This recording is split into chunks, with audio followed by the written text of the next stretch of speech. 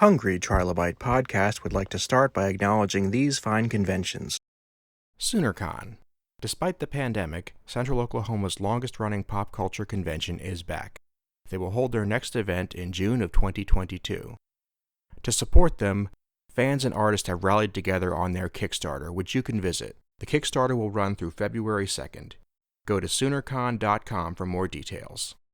The Hellmouth Convention. The Hellmouth Convention is a celebration of all pop culture, but specifically things like Buffy, Angel, Firefly, and Dr. Horrible. It is held in Los Angeles, California, and the next event is scheduled for June 3rd through 5th, 2022. Proceeds benefit the Los Angeles LGBT Center as well as the Ron Glass Memorial Scholarship Fund. For more information, go to thehellmouth.org.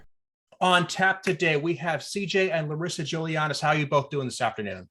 Great. Thanks hey, everybody. Thanks for having us, Aaron. Yes. Glad to have you guys here. I am so pumped about what we're going to be talking about here. You two are the filmmakers behind a new movie I've discovered called The Misadventures of Mistress Maneater.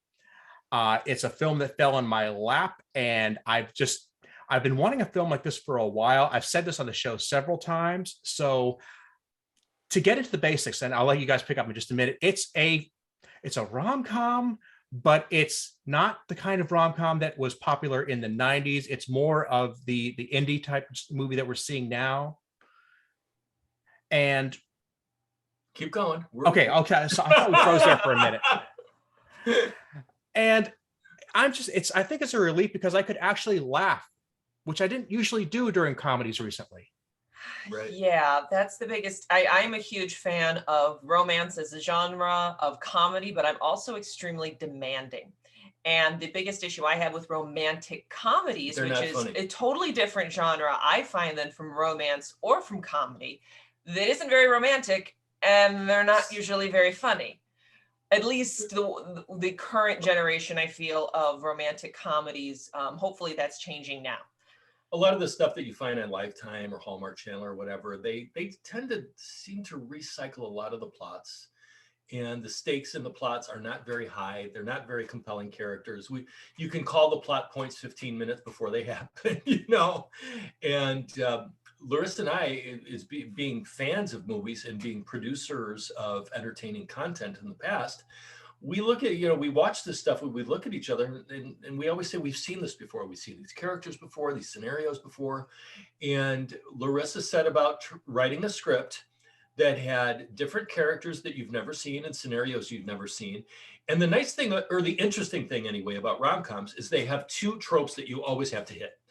You have to have the meet cute at the beginning, or in our case, it's the meet ugly. And then at the end, they have to be together, but anything can happen in between. And what Lorrisa did, tell them what you did. Well, I write as a experienced and published playwright, as a screenwriter. I write what I want to see more of and feel that there's not enough out there. Stories that are smart and funny and sexy and exciting, but also have high stakes and unusual characters. That's the key, upping the stakes. Exactly. So why do we so often get bored with the romantic comedy fare that's out there? Because the first thing you learn in film school as a screenwriter is always raise the stakes. So why do we yawn at so many stories that are out there? Let's take, for example, a romantic comedy. Because if our two leads don't end up together, what happens? Okay, they go back to their vanilla lives and their two-dimensional characterizations. Oh, well. So that's not enough for me. In my case, with my leading character that I play, Ava doesn't get the guy. She's gonna die, and she only has 30 days. So talk about high stakes. That makes you really want to see, how is this impossible relationship? That's the other thing, a huge dichotomy between characters that you could never imagine could bridge the gulf between them. We have to bridge that. As an audience member, I want to see, how on earth is that ever going to happen? Yeah. And when things start going sideways in this plot, it becomes very much for the audience like, okay, where is this going? Well, maybe I should give your listeners out there just the one sentence description. Hardly encapsulates everything the movie is, but kind of least points them in the right direction. So here's our description on Amazon, guys. With only 30 days to repay a massive loan, a disgraced art historian is forced into a scandalous scheme, win the heart of, and then extort the Episcopal priest, avoiding her like loose glitter. Now, what that character limited description doesn't say is that our art historian is disgraced because she now makes her living as a dominatrix, which she hates doing. And the Episcopal priest is paying his bills as an underground MMA fighter. So there's a lot more going on than your typical rom-com. Yes. Yeah, and just to take these dominatrix for a minute here, Mhm. it's an amazing way of, this is very early, and I'm not in the business of giving away spoilers, so this is not a spoiler. It's very early in the movie, is that you're shocked to realize she's a dominatrix, and then 5 minutes later, it's like the least interesting thing about her. We've suddenly had so much story dumped on our lap right away. Thank you. We appreciate that summarization. Yeah. The character Lorrisa wrote, Ava Moriarty, is a very complex, multi-layered character. And oftentimes female characters are not given that kind of literary respect in films or in anything for that matter. So the character is actually a metaphor. The character does not want to be a dominatrix, but so many women in the world, they're objectified. They're marginalized. Women are objects to a lot of men, and Ava's character, she's not going to accept that, and because she's so much more. And that's what we need to see more of. I've been married to Lorrisa for 16 years. We're going on 17. And the thing that I've seen over and over and over again is that Lorrisa deals with the kind of nonsense that you and I would never deal with as a woman. The harassment, the catcalls, the objectification. She goes out on gigs and people feel like they can touch her and be overly familiar with her. And she tells me these horror stories, and it just more and more opens my eyes to like, oh my God, men are jerks, and we have to change that. But I think also as a woman, as you age, and especially as our culture is changing and waking up to these things, and now mores are shifting very rapidly. I think as a woman, and I imagine as anybody, you're constantly reevaluating, who am I? How do I fit into this? How do I navigate people? What do I want? And this is the character with the help of an Episcopal priest, the last person who ever wanted anything to do with her, learning about herself and healing herself and him in turn. Yep. Let me ask this, because this is something that came to my mind a couple of times, and I want to know if it's something that I'm just reading in or if it's something that you weaved into it. But I see a lot of anger in Ava. And I think that it's coming from a place of she's seeing these men in her life not be punished for these horrible things they've done. And yet, ironically, they're paying her to punish them for things they didn't do. That's a huge twist and I just want to know how much that was playing into it, if at all. Oh, absolutely. That's part of it. I think women in general, as a whole, have a lot of anger about, we get fan mail all the time from people around the world about our movie, and people tell me, back in the 1970s, this woman, she was earning all of the family's income, but she needed permission to be on her husband's credit card. Mm-hmm. Or she needed to prove that she was the breadwinner when, that today that doesn't exist. But for a lot of women, that is still in the background of their heads. They are just now starting to approach the kind of privilege and opportunities that men have always had. So there's a real reason why women should be angry about a lot of things. Actually, there's a scene in the movie where Lorrisa dumps a misogynist in the lake. And if you recall the line before that, she says, "The face of the world is changing and it doesn't look like you." And so that's literally a social commentary aspect of what this script contains. It's because there's a lot of literary aspects of metaphors and allegories in the script that we included. Now, you can watch our movie and just be entertained by it because there's belly laughs in our movie. But if you're the type of movie viewer who likes to look for deeper meanings, they're all there. You just have to look for them. That's all. And to address that whole idea of the angry woman, I love that you saw so many layers in this, because there are actually 4 different type of embodiments of the toxic masculinity of sexual intimidation, financial intimidation, these 4 different, these 4 different types of characters that she has to deal with. The men in this movie are actually archetypes. Yeah. But at the same time, I didn't want to ever create something that's just about, oh, women are angry and men are awful. That's the last thing I want to do. My goal is to truly show the evolution of the human spirit, and what I hope it can be, that we can reconcile our yin and our yang, our feminine side and our masculine side, no matter what our gender is, to complete ourselves and to live in peace and harmony and acceptance.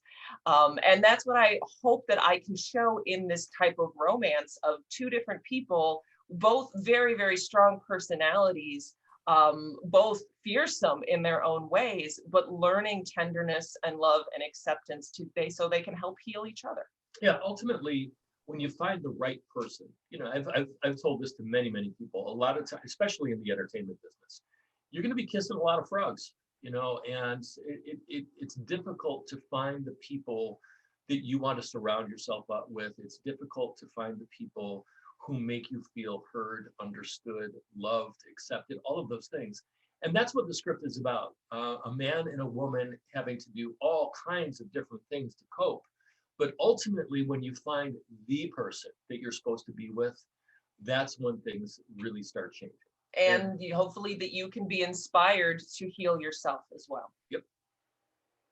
So when you're looking at this kind of a project, how does it start rolling? How do you get to the point where you say, I have this urge to tell the story, let's put a script together, let's start putting together an actual production company? Well, I'll let the boss start this one. This one was a very, very long evolution. And that's what I'd say to any artists out there with big dreams. The bigger the dream that you have, the longer it's going to take to set that foundation and for it to come to fruition. So please don't be discouraged when you have lofty dreams. Right. Just know if it's going to be done right, if it's going to be presented to the world in a way that is lasting, things will take longer than they quote unquote should. So in my case, I've sold my first script in 1998 of all times, a long time ago. So had my first play published and internationally produced back in 2002. Have a screenwriting degree from 2003. Been stepped away from writing for a while to be an actor. I've appeared on NBC and CBS, and I'm also my longest running client, which I'm very grateful for. I do motion capture for WB's franchises, gaming franchises like Mortal Kombat, Injustice, Harry Potter, Wizards Unite, so on and so forth. So I did acting for a while, came back, and I still do acting, but I came back to writing as a more mature adult with more to express and a different voice. CJ has directed and together we've produced many of my works for stage. But around 2012, because I had been working on the Mortal Kombat video games, CJ suggested that I increase my value by taking martial arts. Started doing that, and at the same time, I had watched and became a huge fan of the BBC Sherlock series that kind of put Benedict Cumberbatch on the map for a lot of us. And that was kind of the origin of these characters and this idea, where we had this MMA fighter, and then we also had this dominatrix, and these brilliant minds with huge backstories, and also this comedy in a small town, gangsters, and all this sort of thing. So that started coming together in 2014. It was, you can always tell when a script is written quickly or when it hasn't been simmered and worked on for many years. I think it shows. And I think that's similar to most of the work we see out there that's produced as product. It's quickly written without a lot of depth, without a lot of time to marinate. I sent this script to studio readers for feedback, something I highly encourage aspiring screenwriters to do. Screenplaycoverage.com is where I went. And I got diverse feedback from a couple different readers on what worked, what didn't, and what really needed to be addressed. And they were right. Could my ego deal with that at the time? No. But you work on other projects, you get a fresh set of eyes, you come back to it. So a year later, I decided to adapt it to a novel. And this was after we spoke to a filmmaker colleague who suggested, this could be a book series, kind of like True Blood. And if you get an audience for that, then it might be easier for you to produce this, whether it's a long form series or a movie marketing. Or whatever. Yeah, so So I decided to write my first novel manuscript in many years, and really built in a lot of the depth from the novels I loved, a lot of genre novels, as well as all these notes that I'd been given. And of course, you approach it writing it a very different way than you approach writing a screenplay. That gave me the opportunity to explore the true depth of these characters, how they feel, what they were thinking in a way you generally don't with screenplays. Worked on that for years, pitched it, all this other, so on and so forth. Started getting some interest from people in the film industry, but it took years and many more drafts until it was ready and until we were ready in our lives, in our network. That's very, very important for any aspiring filmmakers out there. You might have all the genius and you might have all the talent, but you cannot do this alone. You can tell when a movie, especially in the independent world, was done by someone who's very talented and very hardworking, but all by themselves. Ultimately, it suffers. You cannot do everything. We did so many different things. We wore so many different hats. We continue to this day as producer, obviously director, writer, actor. I made a lot of the props. Marketer, everything. I mean, literally. Editor. But we had to have that wonderful team, great line producer, wonderful DP, composers, production designer to come along and really make it the quality we wanted. We wanted to create something that was as close to studio quality as possible, and it has as much story as possible.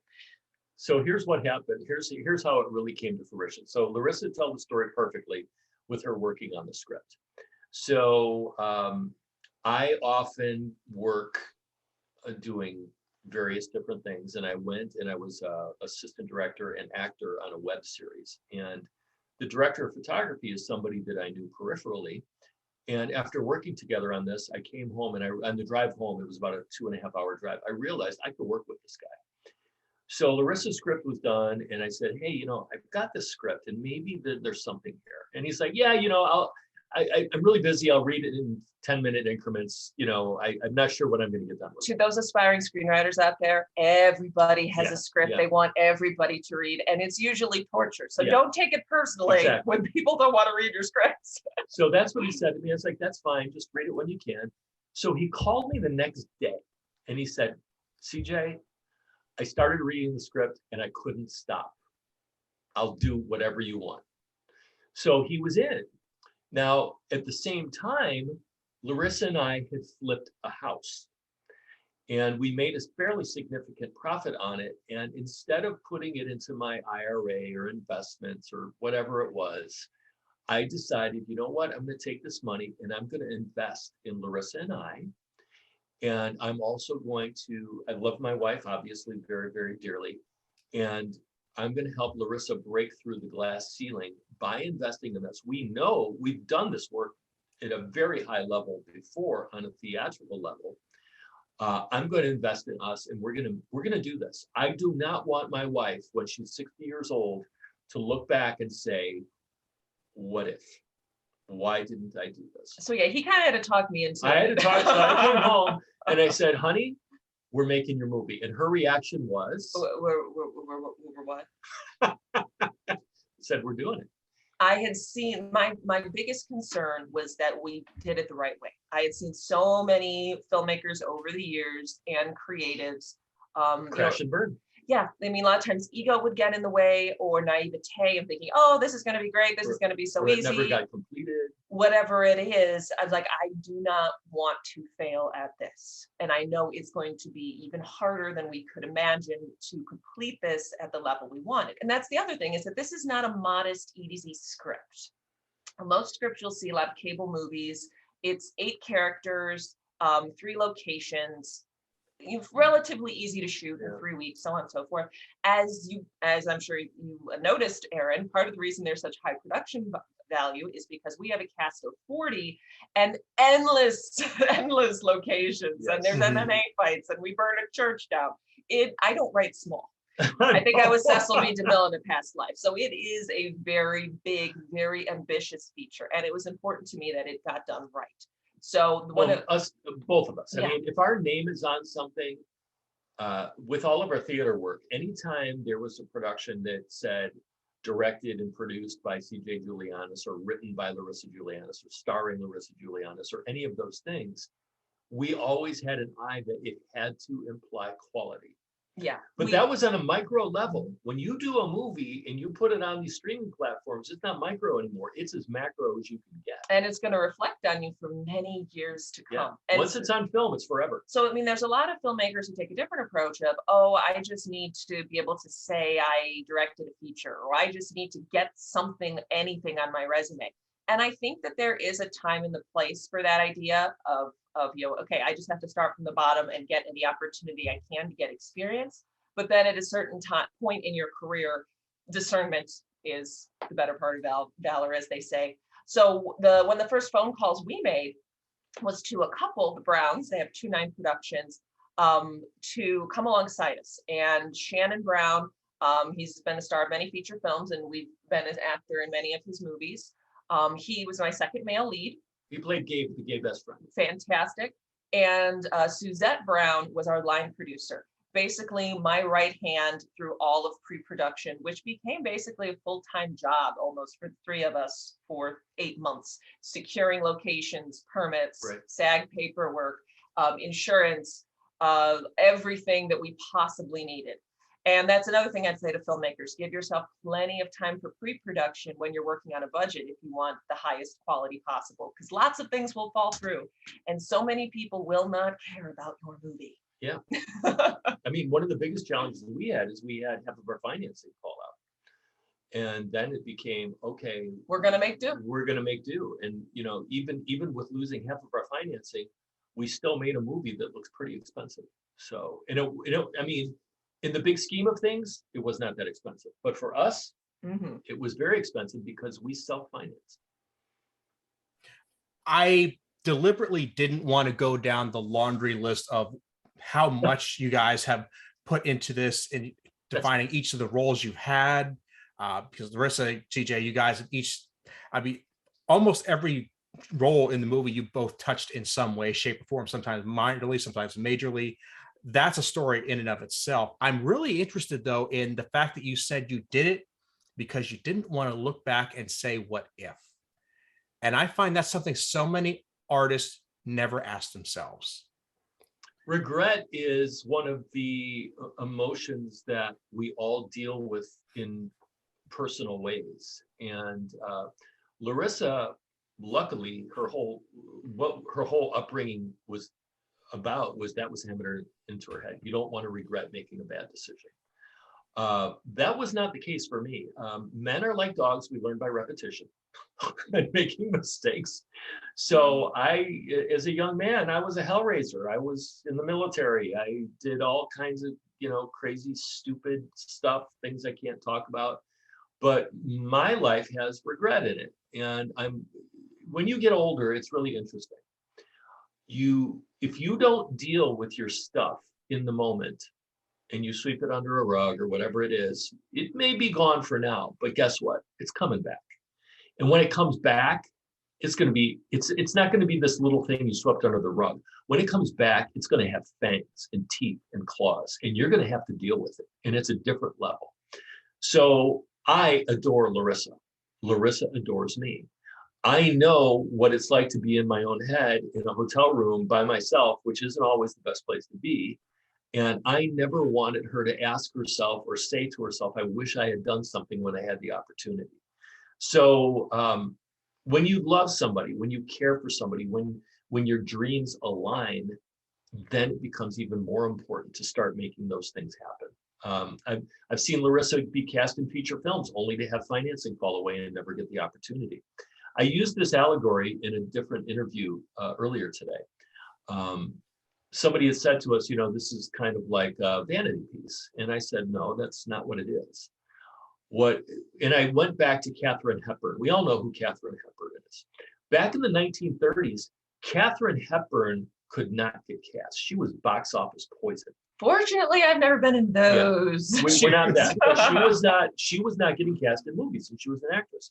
So what she did is she acquired the rights to the Philadelphia Story, which ended up winning, I believe it won Best Picture that year, or something like that. But that is what blew the world open for her. She bought the rights to it, she produced it, and she started it to create opportunities for herself. And then it turned around her career. So that's literally what this is. Lorrisa created this, but she also has in me a husband and a partner who wants to burst through that glass ceiling that we've been dealing with, and have the world see that Lorrisa in this movie, she looks like Hollywood royalty. She wrote a wonderful script, multi-layered, interesting, funny script. And not only that, she supervised the music. She wrote the original song. She sang in it. She painted the Baroque masterpiece that serves as the MacGuffin in the film. She did the rough cut on the edit. Then we did the fine cut. There's just so much that the world needs to know. There's something, though, I do definitely want to stress with your listeners, though, especially that ones that dream of doing this. Ego is not enough fuel for this fire. So if you have a dream, and if it's been a dream that's been with you a while that just consumes you, like for me, it's been movie making and more than anything, storytelling. You have to be sure you have the right motives and the right reasons behind it. So with this, I knew because of past projects I'd done, huge, multimedia theatrical epics, how much time, how much effort, how much energy, took 5 years off my life. This was 10 times more. Every step of the way, and I'm not exaggerating, we are workhorses, we are determined people who've accomplished a lot, but every step of the way was Everest, over and over and over again. The entire process, we both felt like Sisyphus pushing the boulder up the hill. It was endless, and it still is, because now we're in marketing, and that's, there's never a point where it's like, oh, now it's someone else's problem and I get to ride easy street. No, that's not the case in the modern world, whether you are a self-published or traditionally published author, whether you're a musician, whether you're a filmmaker. No, you are always doing all of the work. But what I was saying is that you have to make sure that if this is a really big dream, if this is an epic sized dream, you have to know what your motivation is. For me, it's being so passionate about this story and loving this story and loving all the characters. If the whole motivation had just been, I want to look great and show people how great I am. Yeah. First of all, I would have been disappointed when, people didn't rush out by the millions to offer me roles afterwards. But more than that, keeping at it, 12 hours a day on Christmas with our composer, you have to be passionate about the story and passionate about giving something to your audience, not taking something from them. So no matter what happens, we've had tons of, positive reviews. We get, the occasional trolls. We get all, sorts of different reactions that we didn't expect to get. But I know in my heart of hearts, I told the best story I could possibly tell that I honestly believe will touch people, make them laugh, make them think, and truly give them a wonderful entertainment. That's what it's about. It really is. And I'm glad you brought up the fact that there's so many different avenues now for people to get their story out there, to get their project out there. You mentioned self-published authors. Last night I was looking at the pile of books by my nightstand, and they're all by self-published authors, independent press, small press, things that 10 years ago you were told that were literal poison for your career. You just don't do that. It's a waste of time and money. I'm reading the best books that way now. Some of the best movies are independent. Some of the best musicians are just on YouTube now. Yeah, and I agree. If for filmmakers out there, if someone tells you, oh, distribution is the hardest thing to get, no, that's 20 years ago. Yeah. Now it's the easiest thing. The toughest thing is actually, first of all, getting your distributor to actually watch your movie. Most distributors won't. It's just product that costs them nothing. They don't have to manufacture DVDs. They're not fighting for shelf space at Blockbuster. So they can just throw it out there. But the trouble is getting people to watch it, getting people to pay for your content in any way. Or even pay attention. I mean, when we initially released, we released on the Prime Video Direct platform, and that was a pay-per-view type thing. So you could rent it or buy it.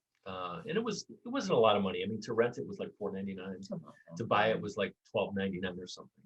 And we obviously we approached our entire network of people to watch and support us, and we made a little bit of money that way. But we had a number of people say to us, you know what? Yeah, I'm not going to buy it now. I'll wait for it to come out on the platform so I can watch it for free On Prime. And so because there's so much to choose from, so it's hard to find not only what you as a viewer want to take time to watch or to consume, but you get overwhelmed. But it's like you feel like you're screaming into the void. Where in many ways these common platforms, if you create a quality, halfway decent piece, it can almost feel like YouTube, where they're competing with millions of other pieces that are decently right. made. So the real challenge is getting people to watch, and that's the effort. I mean, that's how we met you. Getting people to watch, getting people to care. And the truth is that the people who care most about our project is Lorrisa and I. That's it. And then there are some people who have been champions of our film, and they are very, very active in telling the public and sharing information and things like that. But it's an ongoing effort. So it took us 8 months of pre-production, took us a month of shooting, another 8 months of post-production, and now it's out there, and we're literally going to be marketing this movie for the next 3 or 4 years. That's how long you're going to be married to a project. And it's daunting. But everybody in the creative world who's trying to make their mark in the world, whatever it is, writing, art, movies, whatever, you have to realize you're going to be married to these projects for a really long time. So you have to love them, and it can't be because I'm going to make a lot of money, because you are not. I mean, I'm sure that you're familiar with a lot of these stats that 80% of the books out there, at least this is what I have read in my research.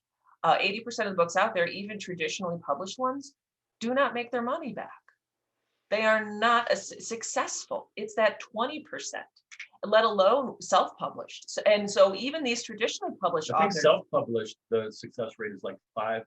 But even traditionally published authors, they have to be getting out there and promoting and marketing and doing all these roles that those of us who did not grow up in the last 10 years never assumed we would have to. I think there's always this idea that, I'm an actor. Once I get an agent, I won't have to work hard.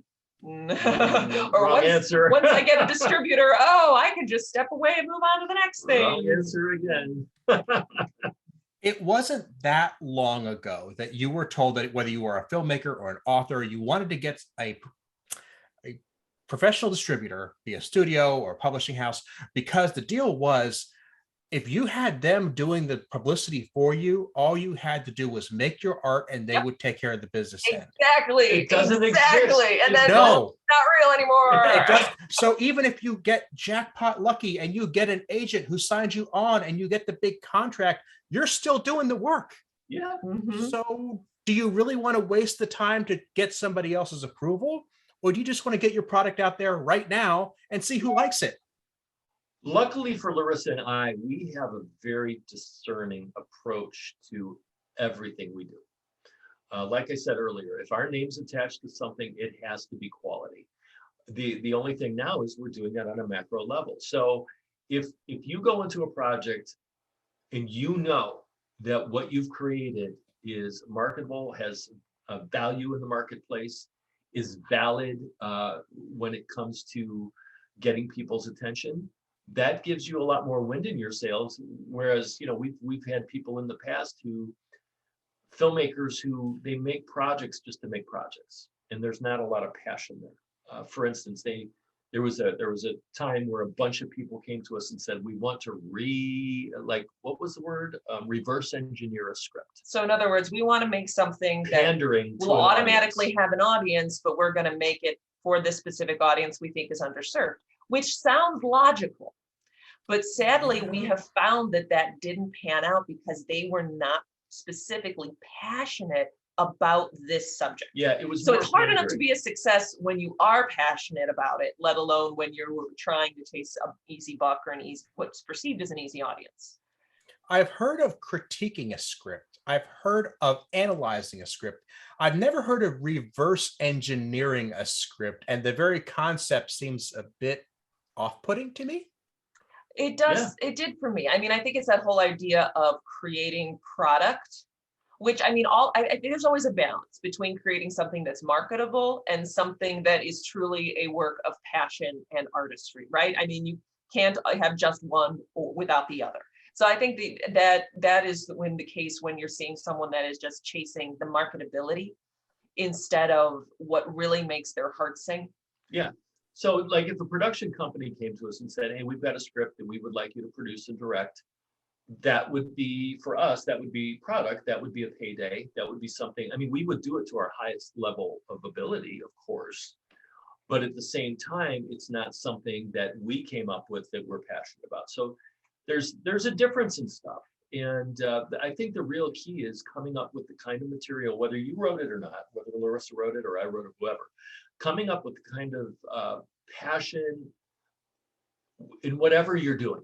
So right now I'm working doing very preliminary pre-production on a project that I'm very passionate about that somebody else wrote.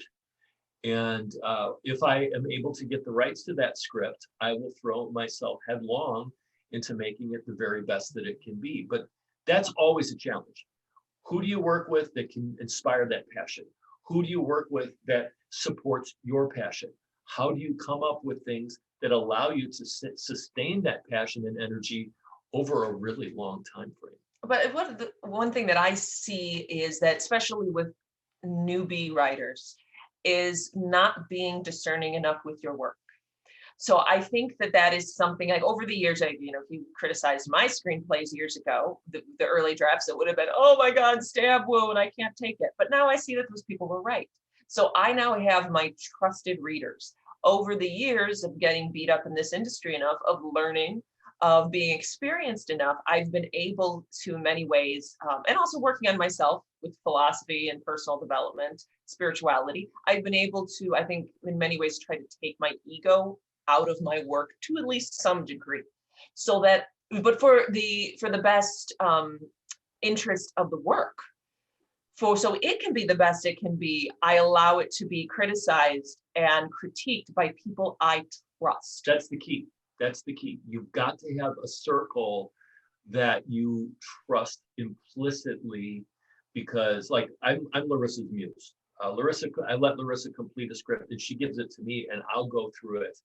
I'll edit it for grammar, punctuation, whatever, but I'll also edit it for, does the scene work? Is this, I understand this is supposed to be funny. It's not, let's buff this up. Let's eliminate that, do all that. People joke that they're their own worst critics. I joke and I say, no, CJ's my worst critic. But I mean that in a good way, because if I'm too emotionally attached to something I've been working on for 9 months, a year, he's able to honestly, almost like fast forward the clock and say, yeah, this really works, this not so much. And that's a place I would have reached in my own evaluation of my work a few months down the line once I was less emotionally attached to it. And I can do that for her right away. So yeah, you need a very tight-knit circle of creatives that help you become a better artist. Let me ask one really important question before we start to wrap up and get the audience in the direction of your movie. Okay. You need this trusted circle. Is it a good idea or a terrible idea if you be related by blood to them? Well, the answer is it depends. I mean, I have siblings that I don't trust. I have siblings that I trust implicitly. It comes down to individuality and where you feel comfortable. Ultimately, Lorrisa and I have a partnership. We've been together for 17 years.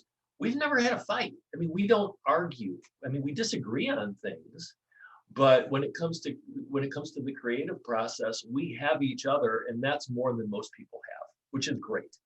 And then there's other people out there that we will give. It's literally up to us individually as to who gets a vote. And I've always said, the people who really get a vote, the important people are the person you sleep with and the person who signs your paycheck.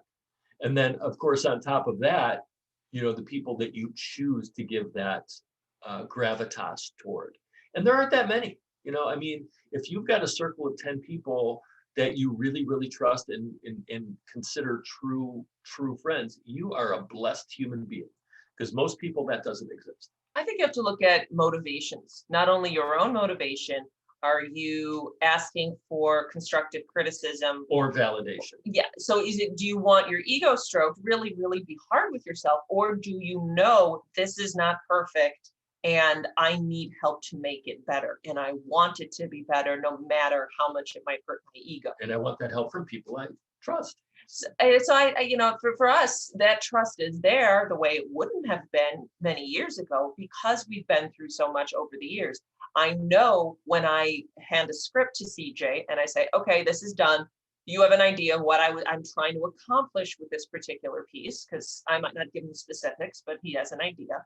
I want your feedback. So I know, though, that he's not going to be blowing smoke up my skirt. His motivation isn't, just to make me feel good, because that doesn't help me. That doesn't help the work. But it isn't either, I will need to feel superior because I don't like my own life. That's the issue you can even find with writing teachers sometimes, someone who might not realize that they've become jaded or whatever it is. So looking at that motivation, does this person have the background and the know-how? Do they understand stories or music or whatever it is that I'm trying to create? Do I trust their judgment? And are they able to articulate that in a way that helps me? And I think you can only tell that over time. Yeah. So for me with CJ, it was like, okay, he'd give me feedback. Maybe I didn't agree with it at the time, but like I alluded to earlier, a few months later, I'm like, yeah, he's right. In which case, he's someone I'm going to go back to again. And in our case, he's directed my work so many times. And he's able to see in my scripts and communicate that to the actors without me even telling him what my intentions are, what those relationships are. And that's why I know we're on the same spectrum. I don't speak to hear myself speak. You know what I mean? If I have something that I really have to say, especially when Lorrisa comes to me with an artistic thing, it's been a process for us too. At first, I was very leery of giving criticism to my spouse because we sleep together, and that creates a different dynamic. But we have an understanding that I'm not going to give criticism that's unwarranted. And critical criticism is actually something that artists really need to learn. I remember as an artist when I was younger, in art school, constructive criticism was very difficult for me to accept at first. But it's a muscle that needs to be exercised. And as an artist, you have to get that kind of feedback, especially if you want to create something that's commercial. I mean, there are certain things that are wonderful art, but they're never going to be commercial. What we're doing is show business. So half of it is show, the other half is business. And we have to be mindful of that. And I think you also have to look at what your audience appreciates. So, for example, a genre book, a genre screenplay. I ask the people who love that genre and who are going to be your audience, or hopefully, filmmakers and other colleagues that you have that have worked in that genre, because they're the ones that are going to appreciate it the most and give you the feedback you need. So, for example, if someone is, all they watch and all they love and all they write and all they do is horror, I realize, okay, they might have some interesting insights in my script, but they're not my target audience. They probably aren't going to appreciate certain aspects of my writing that I love as much as someone who enjoys romance and comedy. So I always I kind of try to think of it that way too. That makes a lot of sense. Okay, CJ, Lorrisa, thank you so much for being here. I've enjoyed it. Now, I'm going to put everything that we've talked about in the show notes on my website, aaronbossig.com, links to the movie on Amazon and Tubi. Are there any other places we could send people to check out your work and your adventures on the internet? So if you type into Facebook, or is it Instagram? Instagram, it's at Mistress Maneater Movie or at Mistress Maneater Movie, and that will bring you to our Facebook page. If you interact with us, we will certainly interact back. We're not snobby that way. So if you like our movie, please tell your friends about it. Please. The way that independent filmmakers find success is literally a groundswell of support, word of mouth, viral type stuff. That's what we're shooting for. And at the very least, check out the trailer. I think that if you like the trailer, or at least intrigues you're you, gonna love the you movie. will love the movie. So yeah, if you like it, tell your friends.